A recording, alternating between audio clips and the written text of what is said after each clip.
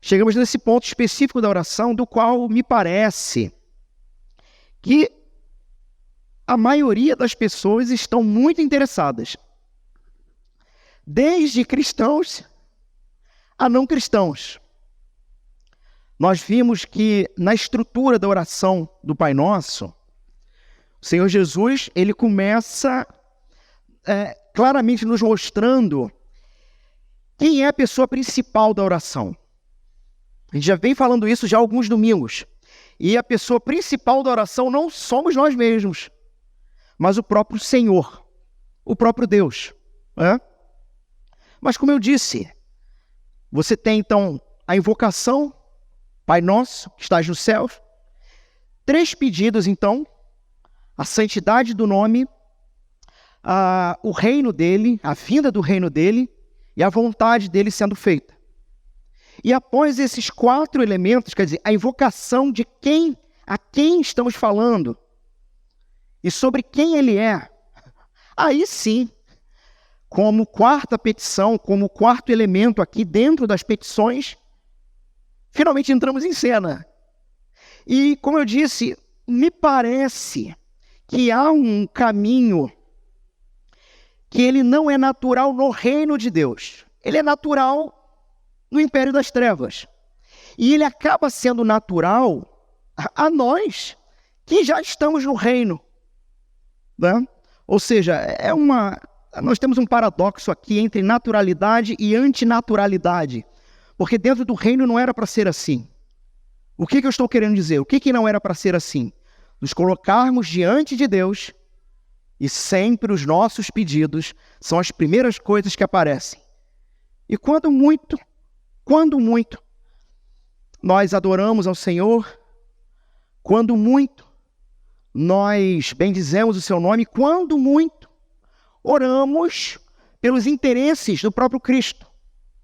Um dos nossos sermões, inclusive, eu fiz esse desafio à igreja e eu confesso que eu esqueci de cobrá-los.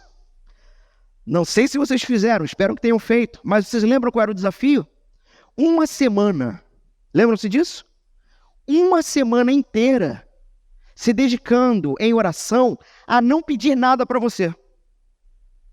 Mas como isso? Sim, para quem não estava aqui, essa semana, 3 sermões que estão atrasados do Pai Nosso sobem essa semana. Tá bom? Os 3 últimos. Então vão poder assistir no YouTube. Mas o desafio então era olhar para os interesses de Deus, para os interesses de Cristo. A vinda do reino, a santidade dele, a vontade dele sendo feita. E eu, inclusive, passei para a igreja alguns textos bíblicos que os ajudariam a discernir, orar pelo que é do interesse primário de Deus. E isso precisa, na verdade, se tornar um exercício constante para nós. Eu me lembro um dos textos, quando o Senhor diz: orem para que seja enviado mais trabalhadores. Porque parece que esse é um padrão no reino, não é? Seara grande, os campos férteis, mas sempre poucos trabalhadores. Parece que esse sempre foi o padrão da época de Jesus. Mas, quando chegamos nessa 4ª petição aqui, essa petição que tem relação, agora sim, com a gente, me parece que é o mais desejado, mais interessado de todos. O tema de maior interesse de todos. Só que nós vimos durante esse período, nós olhamos para a oração do Pai Nosso e nós vimos o seguinte, que à medida em que essa oração avança, questões anteriores precisam ser trabalhadas. Chegamos então aqui, onde definitivamente, tendo tratado sobre a glória de Deus e sobre quem é, Jesus vai dizer que neste momento, este de fato é um momento de mudança de circunstâncias. Então os 3 primeiros pedidos têm relação com o próprio Senhor. E a partir do 4º pedido, ele vai ter relação com mudar as circunstâncias da vida. E o grande perigo desse trecho da oração é, às vezes, corrermos muito para chegar logo aqui. É nos apressarmos ou chegarmos cedo demais no o pão de hoje, o pão nosso de cada dia nos dá hoje. Bem, vamos examinar aqui hoje, dentro desse segundo conjunto de 3 pedidos, vamos examinar passo a passo as palavras desse pedido. Mas antes é importante a gente observar que nós não conseguiremos, de fato, vivermos o que significa dar hoje o pão nosso de cada dia, onde o verso, ele está nos desafiando a uma dependência completa de Deus. Completa. Não conseguiremos fazer isso antes de observarmos quem Deus é. Antes de percebermos que Ele é santo, soberano e todo-poderoso. Eu falei isso na semana passada, quando falei sobre a vontade. Como descansar na vontade de um ser que talvez eu não conheça, que talvez eu só conheça de ouvir falar? Como descansar na vontade de um ser que talvez eu só o procure nos meus momentos de desespero? E Jesus, na oração, ele começa ensinando o seguinte: não somente descansar na vontade, mas agora, de fato, confiar nesse cuidado, no suprir de Deus, vai demandar alguns pressupostos antes. Primeiro, e essa primeira parte eu vou falar muito rápido, a paternidade de Deus. Porque, veja, dar hoje o pão de cada dia não é, dentro da estrutura da oração, a parte mais importante. Ela está meio que ali no meio, parece estar jogado, ele parece que entrou ali. Porque ela não é a coisa mais importante. No entanto, para que você possa orar, fazer essa oração com conhecimento de causa, a primeira percepção é sobre esse Pai que está no céu e essa intimidade e esse acesso que Ele nos dá. Parece que, ou pelo menos eu já ouvi, dois polos de pessoas.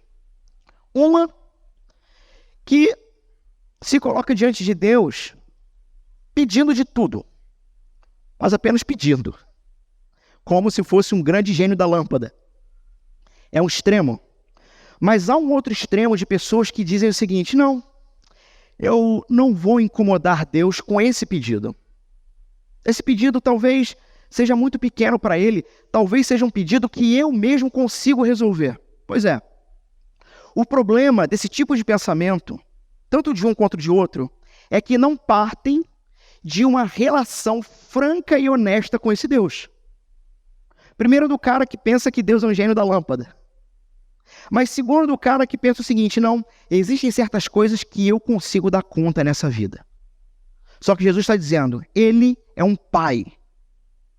E essa paternidade tem relação de amor, de cuidado, mas também tem relação de autoridade e respeito. Nem um extremo, nem um outro. Primeiro pressuposto, de fato, um pai. E a partir disso, então, os 3 pedidos que Jesus apresenta em relação a Deus vão apresentar ou definir quais devem ser as nossas primeiras prioridades nessa vida.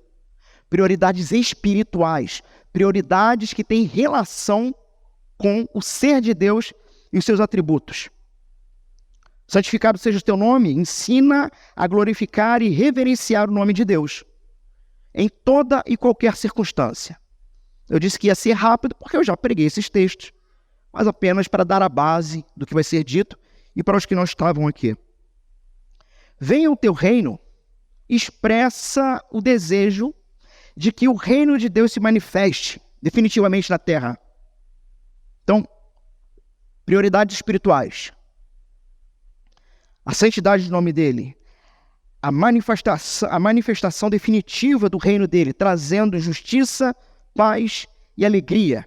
E vimos na semana passada a vontade dele, a vontade de Deus. Ou seja, a ideia de que nós precisamos primariamente submetermos os nossos desejos pessoais à nulidade, para que os desejos dele sejam primazia nas nossas vidas.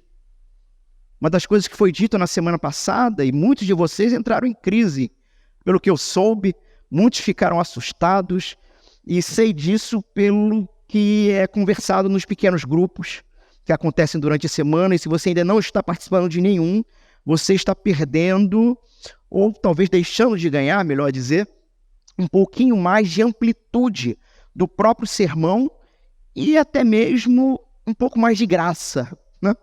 Um pouco mais de evangelho, um pouco mais de comunidade, se você não está participando ainda e poderia, né? Alguns eu sei que não podem mesmo por conta de trabalho e tudo mais. Mas foi dito então que a vontade de Deus é um lugar perigoso, que pedir a vontade de Deus irá colocar os seus filhos, os seus amados filhos, em lugares e em situações conflitantes, onde ele terá que se colocar numa decisão clara, uma opção de vida clara, uma vida de amor e serviço ao Senhor, ou uma vida onde você vai procurar neste mundo os seus agrados. Pois quando oramos, Senhor, seja feita a tua vontade, e eu falei isso na semana passada, a pergunta é, se ele fizer de fato a vontade dele, você está pronto para aguentar? Porque a gente pensa que a vontade dele nos agrada. A vontade de Deus é boa, perfeita e agradável. Sim, mas ninguém nunca perguntou para quem, ou nunca leu no texto. Não é para a gente, é para ele, é para o reino dele, é para a glória dele.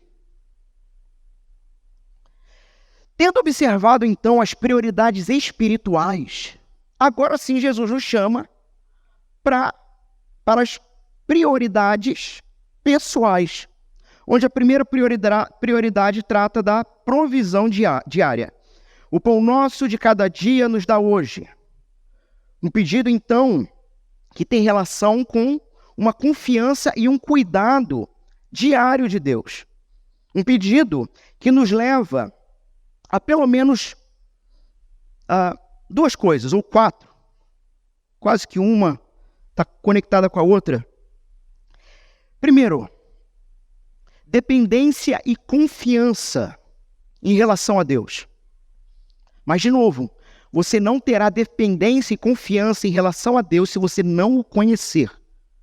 Não o conhecer como um Deus santo, como um rei soberano e como alguém que governa e providencia para que toda a sua vontade seja realizada. E você olha, ou você ouve o que eu estou dizendo, e você pode pensar assim, mas caramba, onde eu entro nessa equação? Em que momento esse Deus santo, soberano e todo-poderoso se inclina para mim? Meu amigo, você já ouviu falar em Jesus Cristo? Você já ouviu a história de um pai que faz um pacto, uma aliança com o filho, para que esse filho santo se entregue voluntariamente como um sacrifício para a morte, para resgatar pessoas que não prestam, a saber, eu e vocês. Gente que não valia nada sem Cristo. Gente que vivia a sua vida correndo atrás do vento, buscando satisfação pessoal e, se preciso fosse, pisando em quem tivesse que pisar. E aí então conhecemos a história sobre a nossa realidade por causa do pecado, a história de que esse Deus santo, justo, todo-poderoso, que governa, não deixará impune nenhum pecado, nenhuma injustiça ou falta cometida pelo homem na terra, nenhuma. Mas que ao mesmo tempo, para provar o amor dele, com quão grande amor ele nos amou, Ao invés do Pai vir e se oferecer para nos resgatar, me perguntaram isso, eu achei uma pergunta interessante. Por que não foi o Pai que veio? A Bíblia vai dizer que Deus amou o mundo de tal maneira que entregou quem? O Filho. Ou seja, qual é a ideia? Talvez, se nós tivéssemos a história do Pai, nós diríamos, ok, Ele nos criou, fizemos a bagunça e Ele veio resolver o Pai. Só que para provar o amor dele, Ele olha para nós e diz o seguinte, preste atenção. O que eu vou fazer por vocês é tão grave, tão grande, que para provar isso, não vou eu vou enviar o Filho. Você tem um Filho Santo que morre por pecadores. Com muita dificuldade, talvez, alguns de nós nos ofereceríamos para morrer no lugar de amigos. Alguns de nós. Mas nenhum de nós entregaria um filho nosso para morrer por inimigos, por pessoas que nos odeiam. E é esse Cristo, então, que revela. É por isso que a Bíblia diz que o Evangelho revela a justiça de Deus, revela o amor de Deus. É uma história que, se você crer e amar, terá a sua vida completamente modificada nele. Porque ele mostra não somente o que deveríamos receber, mas o que recebemos no Filho, amor. Me diga, diante de uma história dessa, eu precisaria realmente ter mais argumentos para dizer, confie no Senhor, confie na provisão dele, porque o pão nosso de cada dia nos dá hoje é um chamado a uma dependência e uma confiança plena. É reconhecer que todas as nossas necessidades são supridas por Deus. É olharmos uns para os outros e nos incentivarmos, agora, expostos a isso, a uma postura de confiança diária na provisão de Deus. Deus cuida. Deus cuida. Mas também nos chama a uma outra questão. Não só a dependência e confiança nele, mas a olharmos para nós mesmos, encarando a nossa pequenez, encarando o quão somos frágeis. E vivermos uma vida de, primeiro, simplicidade, mas também de contentamento, satisfeitos. Porque, até me adiantando um pouco o meu esboço, por que Jesus não instruiu a que pedíssemos logo a provisão do mês? Tenho falado em vários momentos desse púlpito aqui, o Senhor é um Deus econômico. Ele não nos dará mais do que precisamos de fato, porque Ele quer que a gente ande juntinho com Ele. Ele quer que a gente ande nos passos dEle, no ritmo dEle.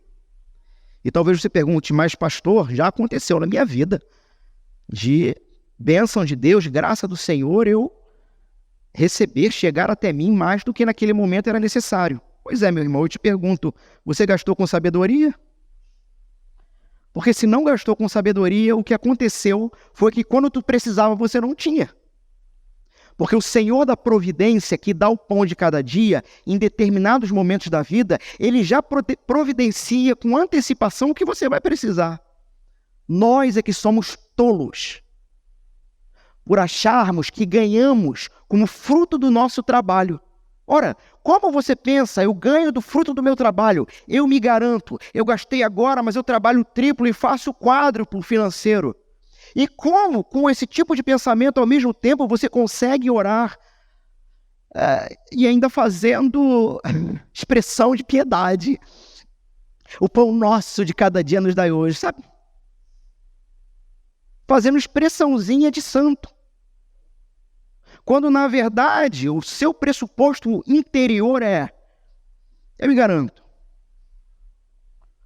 E mais, não sei se o Senhor é tão confiável assim. Portanto, eu tenho um plano B na manga, se tudo der errado. Irmãos, eu não estou dizendo que nós não devemos ser prudentes e organizados. O que eu estou dizendo é que o pão nosso de cada dia nos dai hoje pressupõe, de fato, não ter nenhum problema em ter uma vida simples. Não ter nenhum problema com isso. E não somente isso, pressupõe contentamento com a provisão diária de Deus. Pressupõe contentamento, felicidade, satisfação. As irmãs dessa igreja leram, foi ano passado, um livro chamado Contentamento, retrasado. Está indicado o livro aí, Nancy Pierce. Ou Nancy Wilson. Nancy Wilson. Contentamento. Conversava com a Cláudia, inclusive, essa semana. O problema desses livros, são livros muito bons. Sabe qual é o problema desses livros? É que eles botam capa de florzinha e aí o homem pensa que não é para ele ler. Isso é um problema de visão de editora. Livro espetacular, para todos lerem, mas aí tem capa de flor, pronto. Aí o cara acha que não pode ler aquilo, que é para mulher. E não é. Contentamento. Somos chamados a estarmos contentes no Senhor.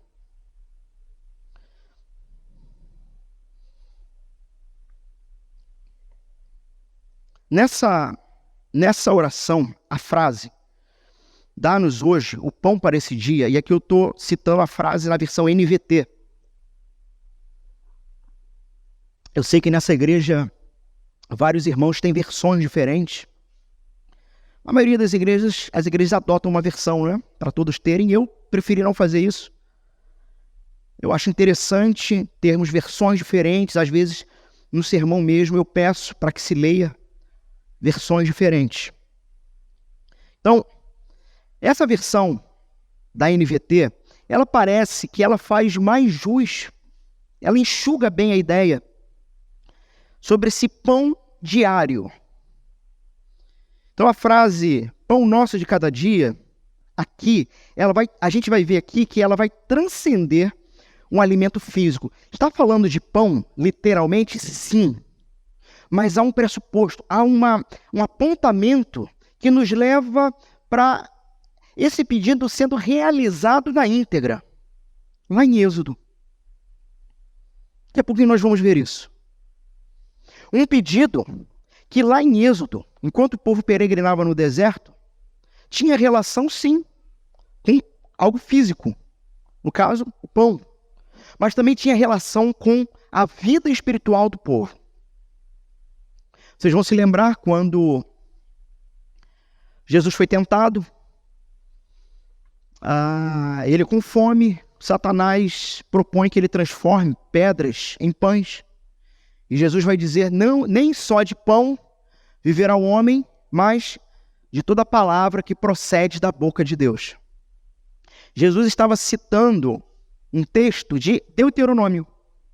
Um texto do qual Moisés ali está registrando que o povo estava reclamando. Ou seja, não estava contente.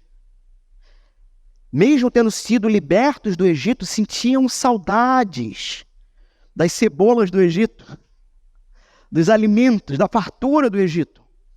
Não estavam contentes, nem com a vida simples e nem com a própria provisão diária. E Moisés vai dizer ali, olha só, estão há tantos anos aqui, o Senhor cuidou, fez isso. As roupas de vocês não se rasgaram nesses 40 anos. As sandálias dos seus pés não arrebentaram. Sabe por quê? Porque isso é Moisés dizendo lá em Deuteronômio, e Jesus vai citar. Porque nem só de pão viverá o homem, mas de toda palavra que provém da boca do Senhor. Porque o que provém da boca do Senhor sustém você não somente espiritualmente, mas materialmente. Embora talvez você nunca tenha nem se tocado nisso.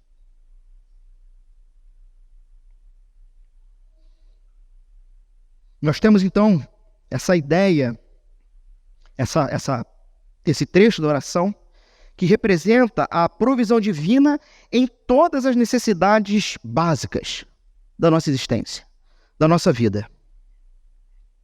E aqui, a gente não pode esquecer, o Pai Nosso, ele está bem no meio do Sermão do Monte, né? Então, para aqueles que nos visitam, nós estamos fazendo uma série no Sermão do Monte.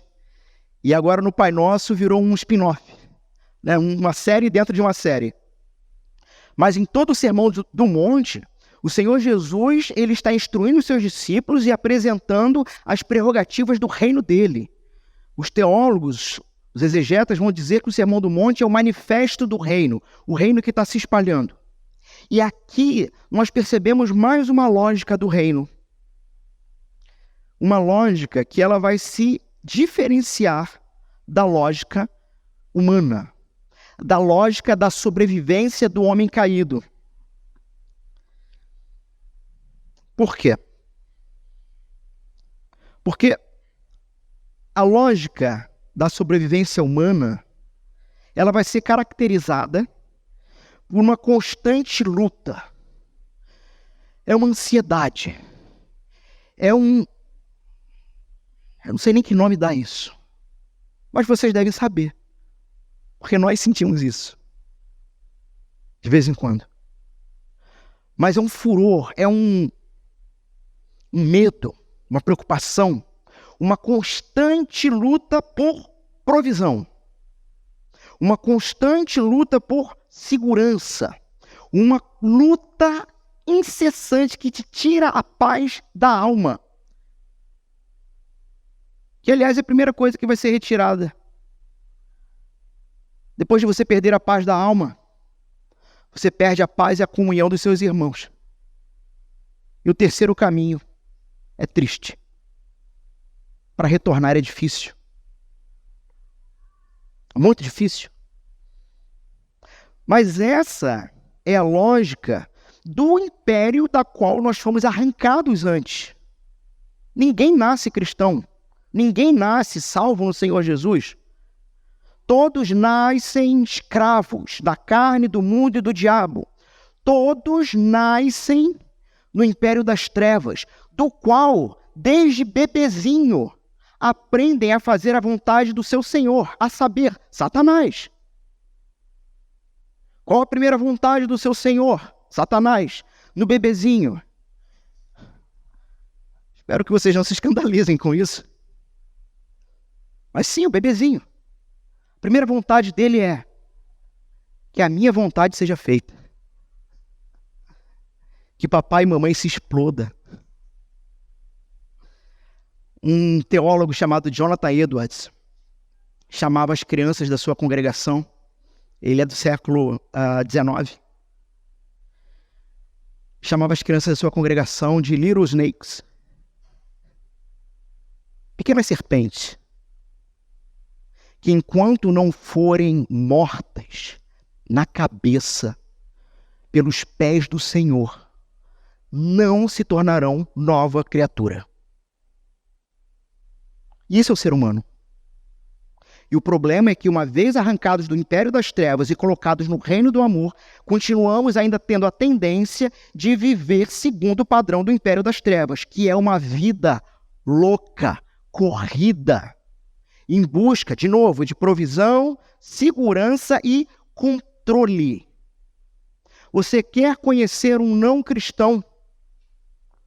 Observe o quanto ele é desesperado por controle de tudo.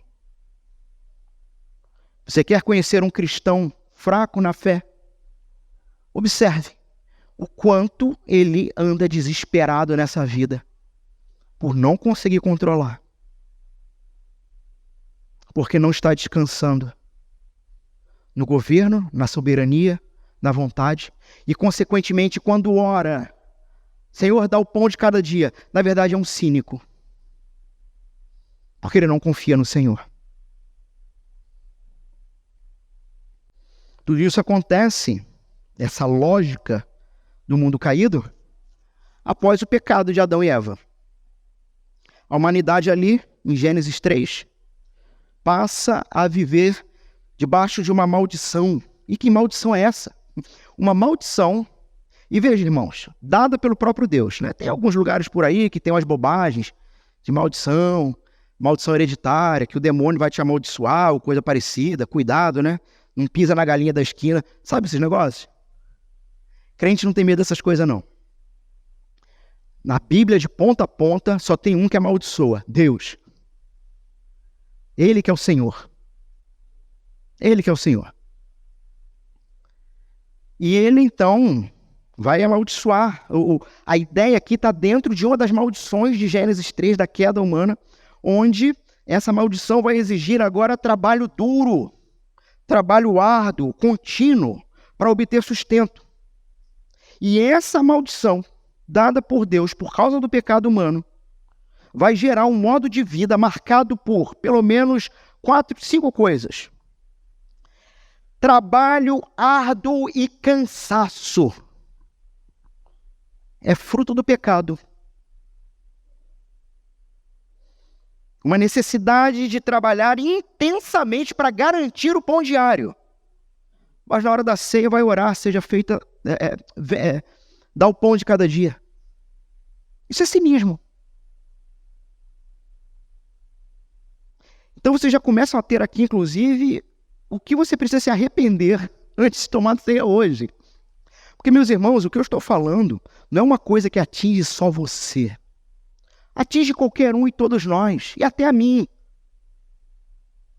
A necessidade de controle. As preocupações quando carteira e cofre baixou do limite aceitável. E como será? Segunda característica. Uma pessoa que vive segundo o padrão do império caído é uma pessoa que vive em profunda ansiedade e medo. É uma pessoa ansiosa e que tem grande medo do amanhã, do futuro. O que há de ser de mim? O que irá acontecer? É um constante medo pela falta de recursos. Você é levado, então, a uma ansiedade, e essa própria ansiedade vai ter a tendência de te levar, sabe a quê? Acúmulo de bens materiais, porque você não confia no Deus que te dá todos os dias. Terceiro, foco na sobrevivência. É o indivíduo que ainda vive no padrão do império caído. A vida humana acaba se reduzindo a uma busca incessante para viver. Você não tem mais nada nessa vida assim. Você não tem outro foco. Você quer viver bem, e enquanto você não resolver essa área da sua vida, todo o resto é 0,2. Daqui a pouquinho, no próprio Sermão do Monte, vamos falar um pouco mais sobre isso. Sabe, buscar primeiro o reino de Deus e a sua justiça? Vamos chegar lá. Estamos aqui ainda num preâmbulo, nas características. Então, foco na sobrevivência. O indivíduo, ele vai deixando cada vez mais pouco espaço para 2 coisas: descanso e confiança em Deus. Porque ele tem que sobreviver. Porque eu não sei se esse Deus que mandou o filho dele para morrer no meu lugar vai ser bom o suficiente, vai ser justo, vai ser fiel. Com a própria palavra dele, eu não sei se ele vai ser fiel e me manter. Eu tenho que sobreviver. Eu preciso fazer qualquer coisa. Eu preciso de mais um bico. É o Julius. Eu preciso de mais alguma coisa. Eu tenho que levantar mais. Eu preciso de mais. Eu preciso de mais. Eu preciso de mais. E quando você menos perceber, está tomando diazepam, alprazolam, lexotan. Porque não percebeu que você entrou na rota da Babilônia. Os mais antigos da igreja sabem desse sermão. A rota da nova escravidão, dos novos deuses, E parece que o grupo de discipulado de sexta-feira falou um pouco sobre isso. Dos novos deuses. Esqueci o nome do autor que citaram, mas...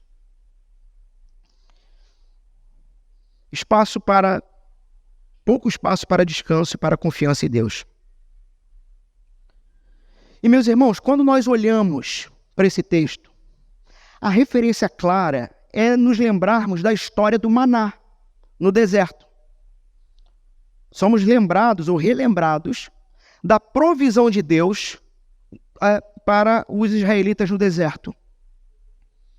Nós temos, então, naquele período, um período de 40 anos, um tempo em que os israelitas passaram no deserto, foram sustentados por Deus com um maná.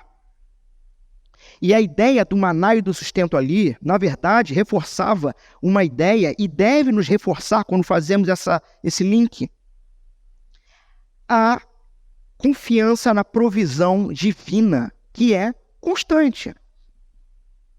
Todos os dias. Essa provisão diária tinha algumas características. Eu não vou abrir o texto com vocês, eu até pensei de ir lendo o texto, lá de Êxodo 16, e a gente ir comentando, mais o tempo não iria ajudar. Mas se você quiser marcar aí, Êxodo 16, do verso 16 em diante. Então, quais eram as características dessa provisão diária de Deus? Primeiro, suficiência diária. Cada pessoa recolhia uma quantidade suficiente de maná para o dia. Era para o dia. Nós vemos isso lá do verso 16 ao 18 de Êxodo. E isso ensinava ao povo, e precisa nos ensinar, a confiar na provisão diária de Deus.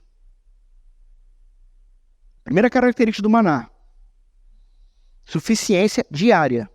Você não vai pegar mais do que você precisa. E não vai ter menos do que você precisa. Você vai ter o que você precisa. Porque você precisa aprender a ter uma vida contente, satisfeita e humilde. Segunda característica da provisão do maná: o descanso sabático. No sexto dia, Deus... Então, de domingo a segunda... de domingo a sexta, era a provisão do dia. Mas, na sexta-feira, como o sábado, o Shabá, nós temos uma série também aqui dos 10 Mandamentos, essa está no YouTube, que explica o Shabá. A ideia do Shabá, a ideia do descanso. Na sexta-feira, Deus, ele fornecia uma porção dupla, permitindo que o povo descansasse no sábado. Não fosse atrás do alimento no sábado. Isso, meus irmãos, reforça a importância, de novo, do descanso e da confiança. Porque se houver de faltar, se houver impossibilidade, que tenha que dar 2 ou 3 vezes a mais, o Senhor vai suprir. Terceira característica, dependência de Deus. O maná, ele estragava se ele fosse guardado para o dia seguinte. Então, o sujeito, as famílias tinham que pegar para o dia e consumir no dia. Aí sempre tinha aquele espertinho, que na verdade não confiava ainda em Deus, e pegava mais pensando em guardar, só que aquilo dava bicho. Apenas no sábado era preservado, porque Deus estava ensinando o povo a confiar diariamente nele, e não somente a confiar diariamente, ao não acúmulo, porque a nossa vida não é deste mundo. Porque nós não trabalhamos para este mundo, nós não guardamos para este mundo, mas vamos ser orientados pelo Senhor a trabalharmos arduamente para construirmos tesouros para a eternidade. Onde já falei aqui em outro momento, muitos por aí tratam os cristãos como pessoas sem gana, sem vontade sem ambição. Mas o cristão é a pessoa mais ambiciosa da existência. Porque o que ela ambiciona, a traça não come, a ferrugem não destrói, o ladrão não leva. Ele ambiciona a eternidade.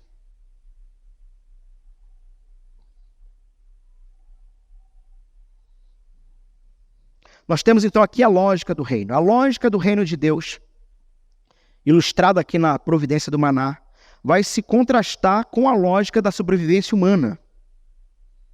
Porque a lógica do reino de Deus tem por base os princípios de fé, confiança e descanso em Deus. Confiança na provisão diária. Primeira coisa. Assim como os israelitas, eles confiavam que Deus iria fornecer diariamente esse maná, os cristãos são chamados a confiar na provisão diária de Deus para as suas necessidades. Porque temos novamente que lembrar, Ele é Pai, Santo, Soberano, Todo-Poderoso, onde a providência e a vontade dele serão concluídas. Na lógica do reino, nós aprendemos que a vida no reino não se trata de sobrevivência, mas se trata de viver em Cristo e a partir de Cristo. Olhamos para o texto, por exemplo, de João capítulo 10, verso 10 e 11, que olha o que diz. O ladrão vem apenas para furtar, matar e destruir. Eu vim para que tenham vida e tenham plenamente, em abundância. Apenas um parênteses aqui, o pessoal cita esse texto errado, dizendo que Satanás veio para matar, roubar e destruir. Mas o texto não está falando de Satanás.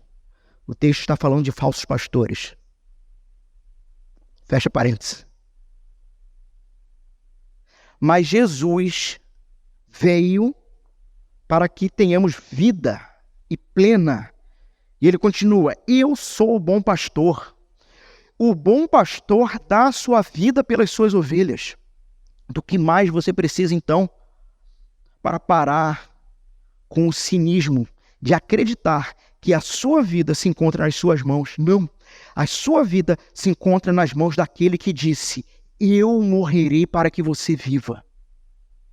E tendo morrido, tomo de novo a vida para mim, porque sou o Senhor. E agora, com a morte derrotada, viveremos juntos para sempre. Eternamente.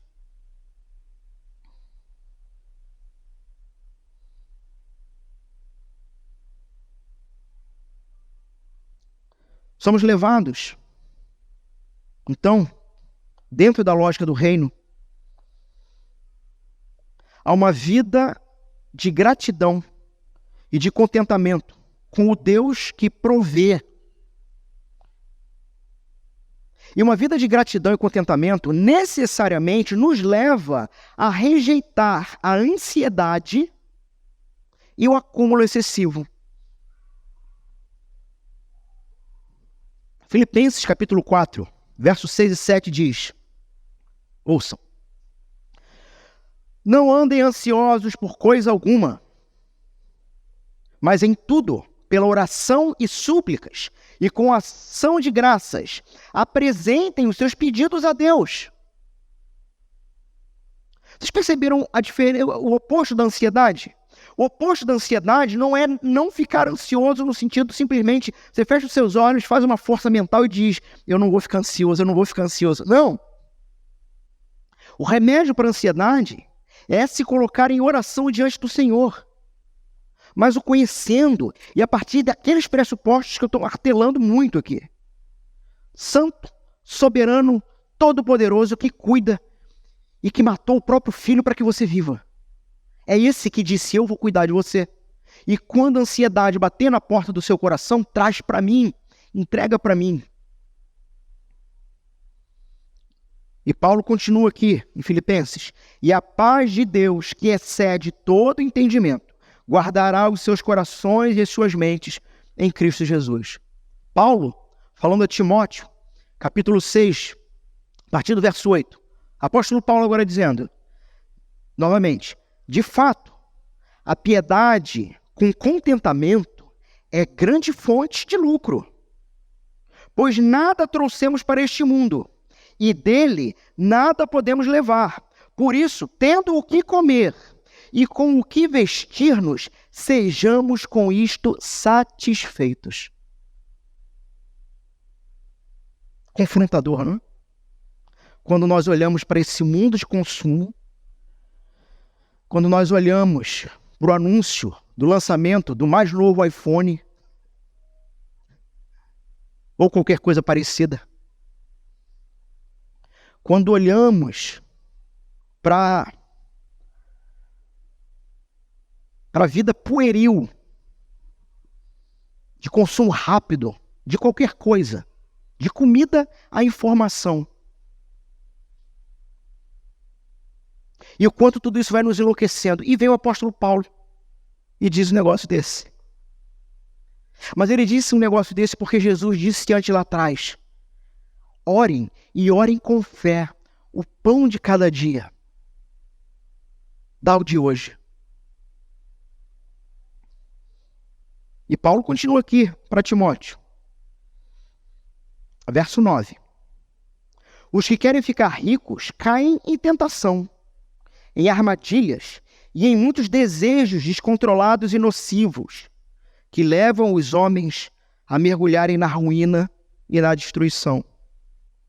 Pois o amor ao dinheiro é a raiz de todos os males. Paulo é categórico aqui. O amor ao dinheiro é a raiz da destruição, da desgraça da tua vida.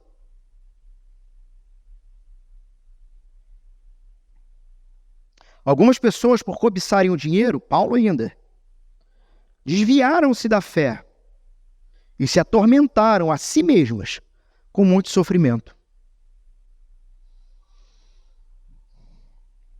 Na lógica do reino, nós mudamos, então, o ritmo de trabalho e o ritmo de descanso. Porque no reino, Deus estabelece um ritmo de trabalho e descanso que permite agora o seu povo a viver de uma maneira equilibrada e saudável, confiando nele. Meus irmãos, não é a primeira vez que eu prego uma temática parecida.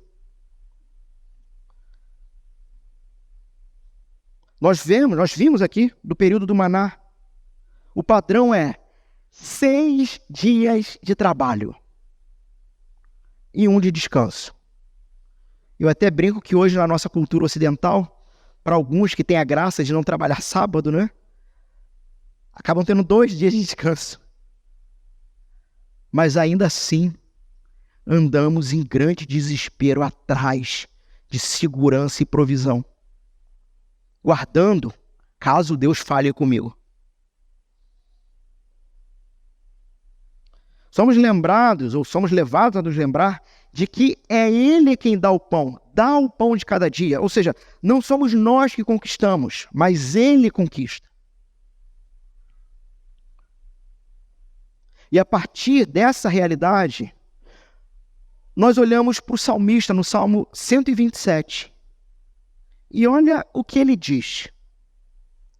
Eu coloquei 3 versões diferentes aqui.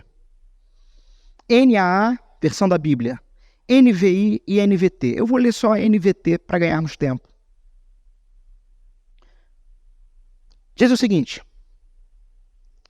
Salmo 127. Se o Senhor não constrói a casa, o trabalho dos construtores é vão.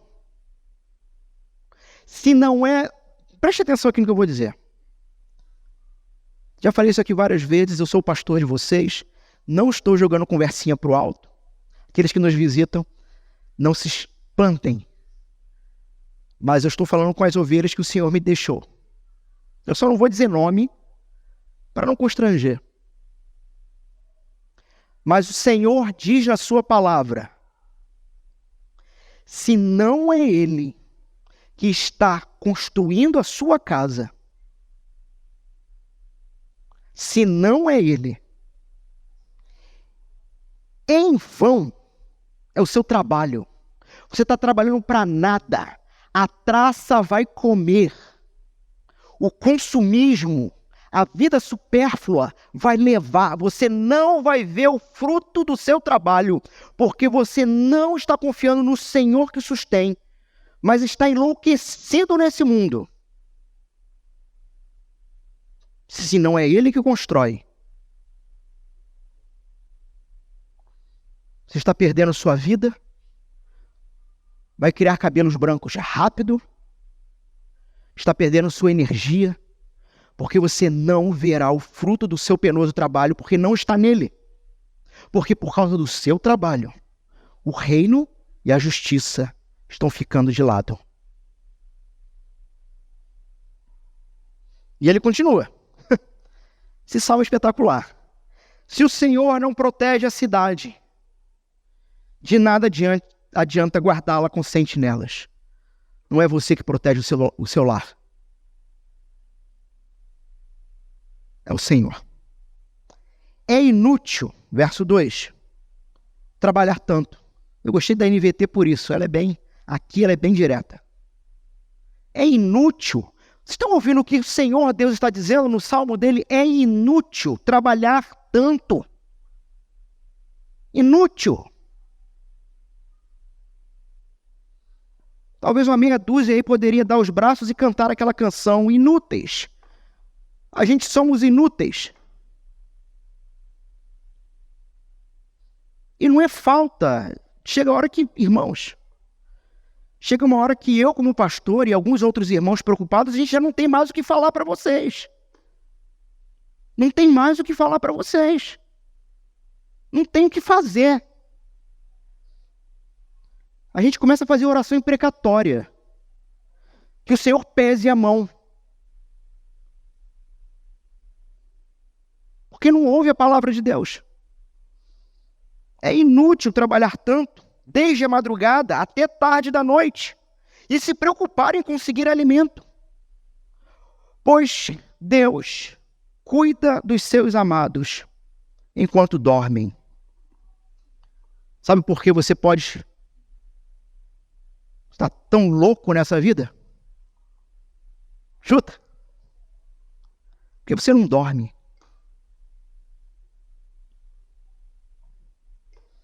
Simples assim. Vocês vieram de suas casas hoje para ouvirem isso. Você não dorme, porque você não descansa no Senhor. Esse pedido, então, meus irmãos, não se trata apenas de uma súplica por alimentos, mas se trata de fato, depender profundamente de Deus e confiar nele para todas as nossas necessidades diárias. Trata-se de um reconhecimento diário de que a nossa sobrevivência e bem-estar dependem exclusivamente da provisão divina. Mas, meus irmãos, nem eu sou suficiente para essas coisas. Nós não somos suficientes para essas coisas. Nós não obedecemos perfeitamente ao Senhor. Nós não cumprimos todos os seus desígnios perfeitamente. Mas graças a Ele, que Ele enviou um substituto que cumpriu, a saber, Jesus o Cristo. Jesus cumpre perfeitamente o versículo, o pão nosso de cada dia, nos dá hoje. E Ele cumpre de maneiras profundas e significativas. E veja, tanto literalmente quanto espiritualmente. Primeiro, Jesus é o pão da vida. João 6,35, Jesus declara: eu sou o pão da vida, aquele que vem a mim nunca terá fome, aquele que crê em mim nunca terá sede. Jesus se apresenta então como o verdadeiro pão que desce do céu, satisfazendo não apenas as necessidades físicas mais importantes, mas satisfazendo também as necessidades espirituais. Ele, Jesus, é a provisão diária que vai nutrir as nossas almas. Ele é a provisão diária que vai nos dar a vida eterna. Mas Jesus não é somente o pão da vida. Jesus é a própria provisão física. Jesus vai demonstrar sua capacidade de prover para as necessidades físicas de todos os seus seguidores. Quando, por exemplo, ele vai alimentar 5.000 pessoas com 5 pães e 2 peixes, em Mateus 14. Realizando esse milagre, Jesus mostrou que ele tem o poder de suprir, meus irmãos, todas as nossas necessidades físicas, materiais, diárias. Ele não é um Deus distante que está sentado no seu trono e cuida de nós apenas espiritualmente. Mas deu prova de que cuida de absolutamente tudo, nos encorajando a confiarmos na provisão dele. Jesus é aquele que definitivamente dependeu de Deus perfeitamente, em tudo. Jesus ensina sobre essa confiança em Deus para a provisão diária. A gente vai chegar nesse texto, então não vou me deter nele. Mateus capítulo 6, verso 25 em diante. Onde ele diz para não nos preocuparmos com o que comeremos, com o que vestiremos, pois nosso Pai Celestial sabe do que a gente precisa. Sabe de todas as coisas. Jesus, ele não instrui a gente apenas a orar por nosso pão diário, mas Jesus, ele também viveu uma vida de total confiança na provisão do Pai, demonstrando que a gente pode e deve depender de Deus para todas as necessidades. Mas Jesus também foi o sacrifício e a comunhão. Na última ceia, Jesus toma o pão, dá graças, parte o pão, dá aos seus discípulos. E lá em Lucas, capítulo 22, verso 19, ele vai dizer: este é o meu corpo, dado por vós. Jesus é aquele que se apresenta a nós, se tornando o pão partido, oferecendo seu corpo como sacrifício para a nossa salvação. Jesus, ele é a celebração da ceia. E nessa celebração e na comunhão que ele propõe, ele nos lembra da sua provisão contínua e do sustento espiritual que nós recebemos através da morte e da ressurreição dele. Jesus nos dá esse modelo de oração. Quando Jesus nos ensina a orar o Pai Nosso, ele nos mostra que nós podemos e devemos confiar em Deus. Exemplificando, Jesus vai exemplificar a oração dependente ao longo de toda a sua vida, sempre buscando a vontade do Pai, com frases como a minha vontade, ou a minha comida, melhor dizendo, é fazer a vontade daquele que me enviou. E ele conclui, e a vontade dele é esta: que de todos que ele me deu, não se perca nenhum. Ninguém vai ser tirado da mão dele. Ninguém vai se perder no meio do caminho. Você pode estar vivendo uma vida louca. E pode ser que eu já esteja orando imprecatoriamente sobre você. Mas para que Deus haja com misericórdia e graça, porque o Pai corrige aqueles que ele ama.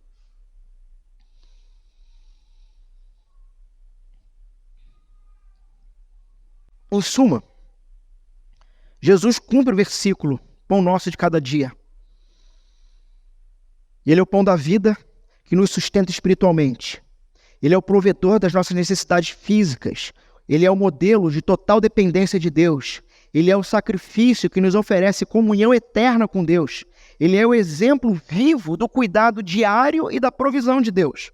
Ao olhar para Jesus, nós encontramos a plenitude da resposta a essa oração. Jesus é o pão diário, dado pelo próprio Deus, para o nosso sustento físico e espiritual, que começa no dia da sua morte pessoal e existencial, e no mesmo dia do seu nascimento como nova criatura no Senhor, sendo suprido agora em tudo e em todas as coisas, em todos os momentos, pelo Senhor que é Criador, Rei, que domina céus e terra e o que está embaixo da terra.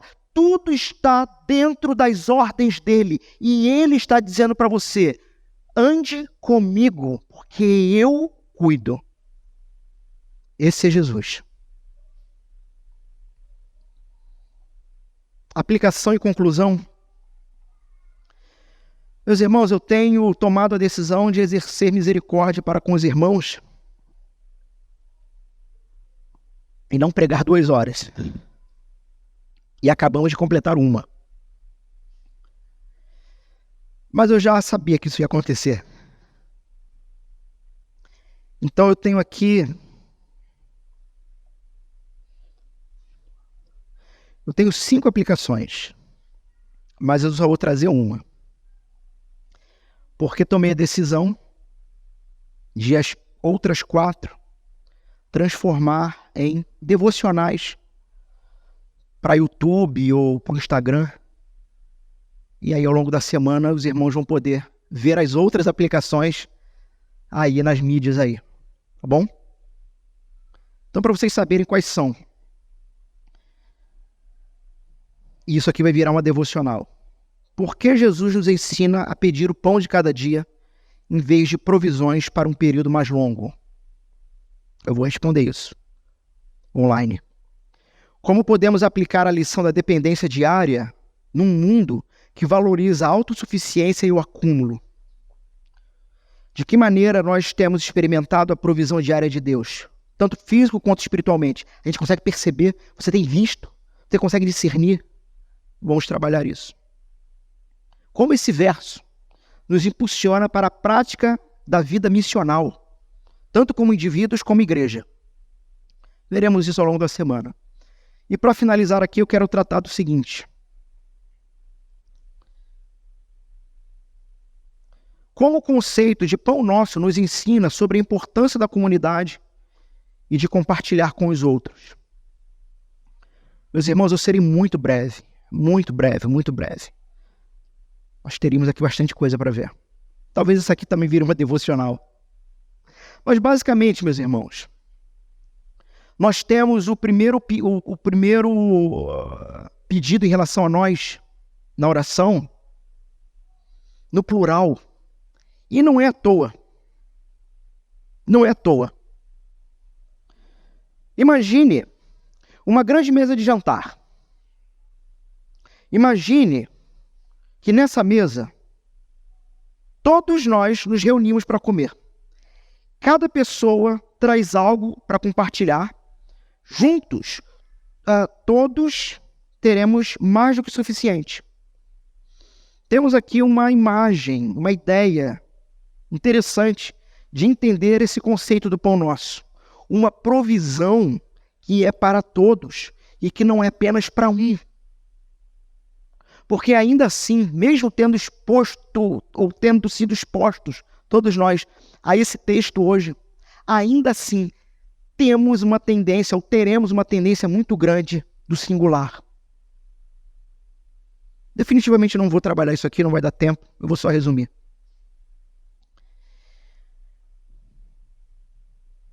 Qual foi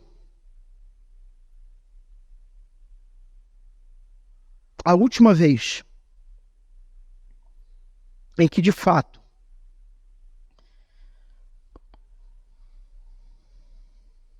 você pediu a Deus pelo pão do seu irmão? O conceito de comunidade cristã, dentro desse verso, é um conceito que, de fato, leva a suprir e cumprir o pedido. Porque muitas das vezes, nós mesmos seremos resposta de Deus para as orações que fazemos. Mas nós não saberemos sobre qual é a necessidade do irmão. Se é material, se é espiritual, se é emocional. Se definitivamente não abandonarmos o singular da vida para vivermos dentro do plural, para nos relacionando uns com os outros, aprendermos a confiar, perder o medo e ter a abertura suficiente para abrirmos o coração, ou então sermos confiáveis, bíblicos, cristãos o suficiente para que aqueles que precisam abrir o coração vejam em nós essa pessoa de alta confiança e espiritualidade. E veja, não estou falando aqui de fariseu. Estou falando de homens e mulheres comprometidos com Jesus e com o reino dele acima de todas as coisas, e que isso se torna algo claro na vida da comunidade, e que pessoas que estão com necessidades terão nesse irmão, irmã, uma pessoa com ombro, com coração, com ouvidos para ouvir. A igreja e a comunidade cristã é um presente de Deus. O quanto, já falei isso em outros sermões, abandone a caminhada solitária. Pare de andar sozinho. Pare de pensar que você é suficiente, que você se basta. Porque este é o padrão das trevas. Mas o padrão do reino é de uma comunidade que, orando, dá hoje o pão diário. Dá-nos hoje o pão diário. Invariavelmente, ela própria se tornará a ação como resposta de Deus dessa oração. Amém?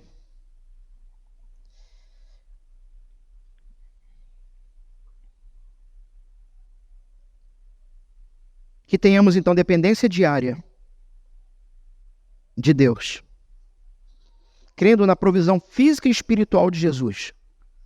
E a partir disso, vivendo em humildade, simplicidade e gratidão, contentamento naquilo que o Senhor provê todos os dias. E que quando Ele der a mais, tenhamos o coração da comunidade de Cristo para observar, Ele deu a mais por quê? Porque eu não preciso. Quem na comunidade precisa?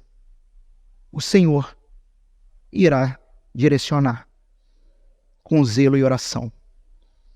Vamos fechar nossos olhos para orar ao Senhor, nos preparando para a mesa do Senhor.